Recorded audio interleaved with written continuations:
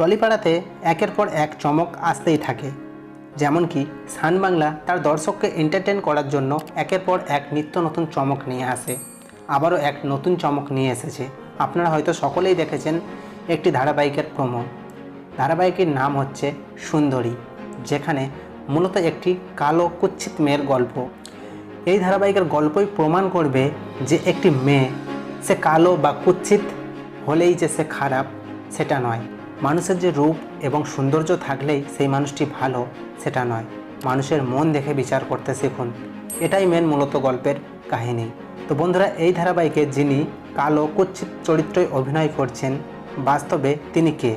অনেকেই ভাবছেন যে এই ধারাবাহিকের গল্পটি কৃষ্ণকলি বা ওগো নিরুপমা ধারাবাহিককে কপি করবে।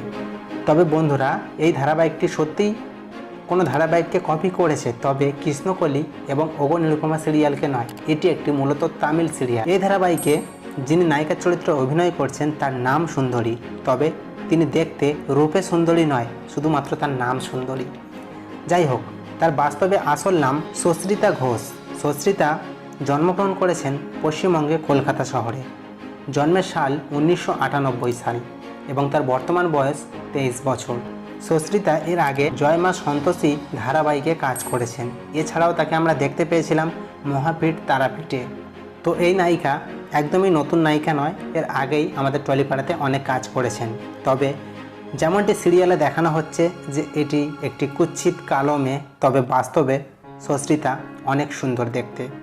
তো বন্ধুরা, যেমন কি আপনারা সকলেই জানেন, সান বাংলা যে গল্পটি নিয়ে আসে সম্পূর্ণ একটি আলাদা ধরনের গল্প এবং দর্শকের মন জয় করে। আমি আশা করব এই ধারাবাহিকটিও আপনাদের মন জয় করবে এবং ভালো লাগবে। পরবর্তীতে যদি আপনারা জানতে চান এই ধারাবাহিকের নায়ক এবং নায়িকার সম্পূর্ণ ডিটেলসে বায়োগ্রাফি, তাহলে অবশ্যই কমেন্টে জানান। আজকের মতোই এতটুকুই, মিলব নতুন ভিডিও নিয়ে। ততক্ষণ সবাই ভালো থেকো।